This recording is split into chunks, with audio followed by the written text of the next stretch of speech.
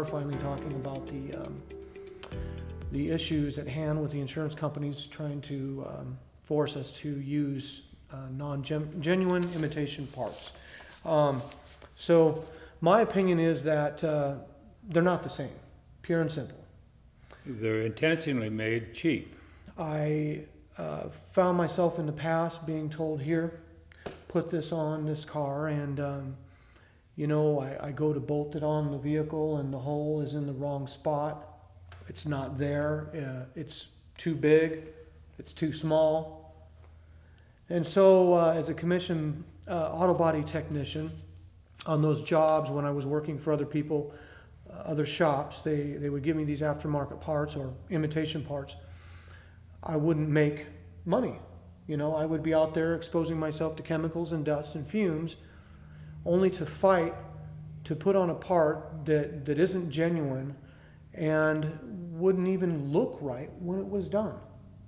So then I run into you, which is kind of rewarding for me because you're somebody who understands at least some of what I'm talking about, if not entirely.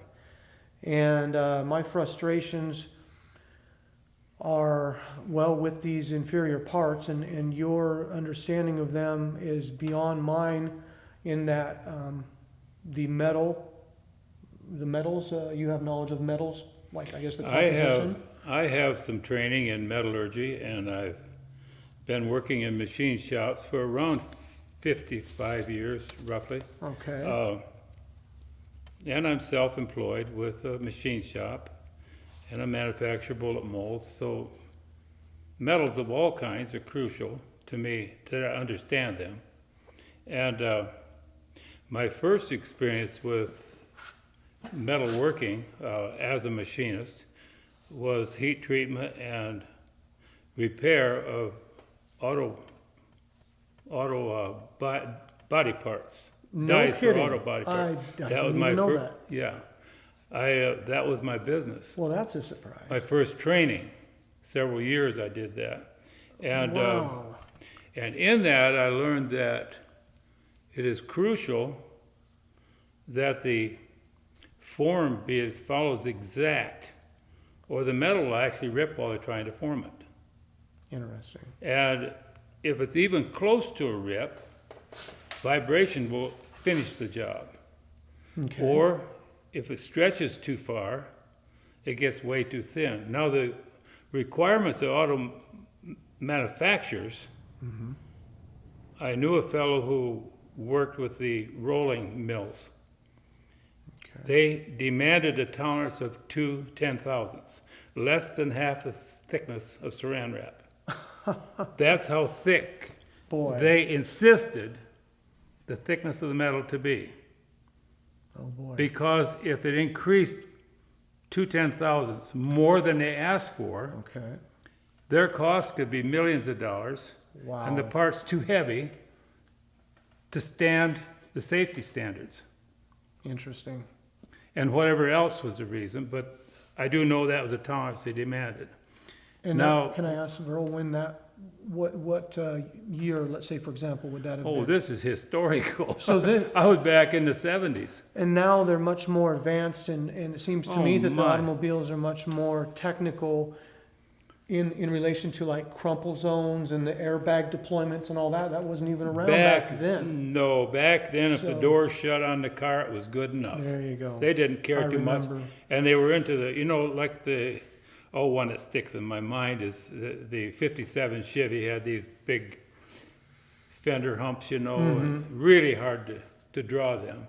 Boy. And the modern manufacturers, they've streamlined and softened that, but the reason is that the steel has to stand up for safety reasons. But if they even use the same quality of steel as Honda uses, and they reduce the thickness by the thickness of saran wrap, 1/2 of 1,000ths. If they reduce it that much, they've compromised the safety of the car. Wow. But probably they would reduce it by 2,000ths. And I don't know the thickness of the material to start with, but I'm gonna guess at 20,000ths. I've never measured any car part, but if the original thickness was 20,000ths, and they reduce it 0.02, they've taken 10% of the strength of that part away. Okay. I don't want that taken out of my car. And I don't know that they're doing that. I don't know what they're doing on the thickness. Yeah. But I can measure and know. Yeah, it's kind of funny. I mean, we're sitting here. It all kind of started with me back in, I think it was 2001. I was working at a dealership, and yeah, I just got tired of putting junk on people's cars, and Yeah. and then spending 3-4 times longer and having my boss griping at me because it doesn't fit right. Yeah. So now I get to, you know, be a part of this kind of this moral argument, which is a good one, that, you know, people should have the genuine parts put back on their car. You know, they insured, like you said, they insured a Honda. I want Honda parts They back didn't on my tell car. me when I bought insurance, we're gonna fix your car with the cheapest things we can put on it Yeah. and cheat the worker that fixes it. No, they don't tell people in plain English. And No. now I can't think of one customer that I've had that said to me, "Oh yeah, I knew they were going to do that." No, they all go, "What are you talking about? They didn't tell me that." And then some of them, like Pastor Mike over here, you know, I asked him, I said, "Can you get your policy? They're telling me, you know, that this is what your policy says. See if you can find it in there." It wasn't in there. And then they Yeah. told him, they said, "Hey, if you want that genuine, it happened to be a Honda windshield with that Honda logo, you'll have to pay the difference."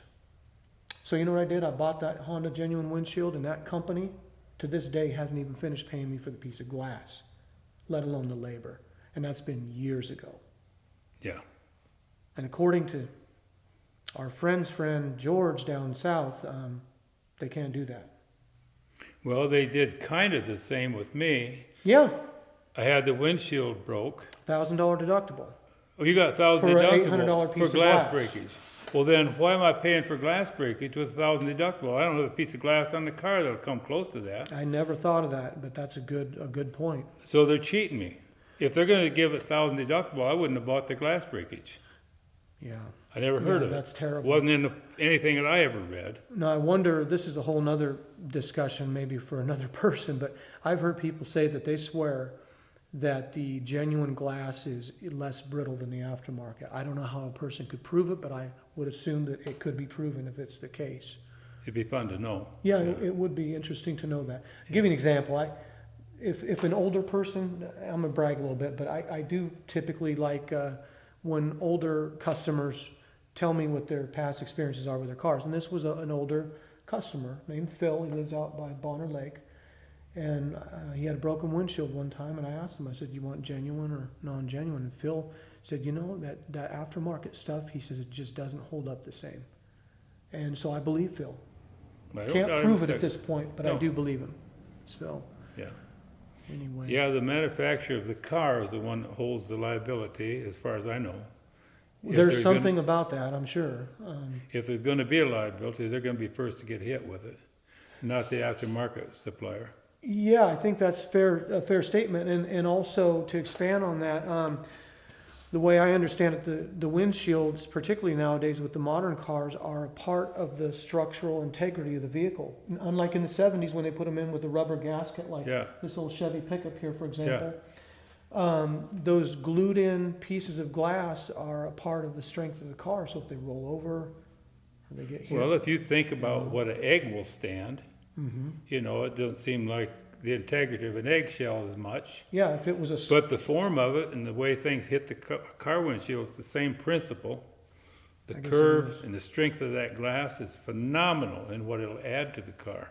yeah. Yeah.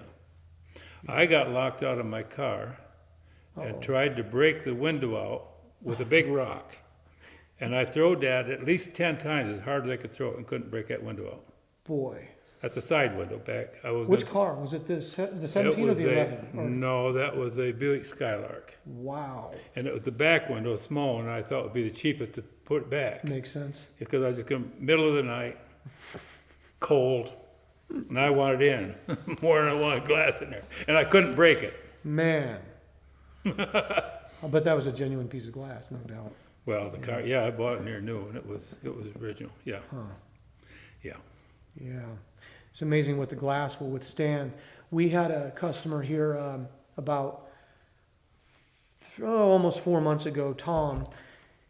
who was hit by a white-tailed deer in the driver's rear quarter panel of his 2013 Toyota RAV4. It happened to have a genuine Toyota quarter panel glass.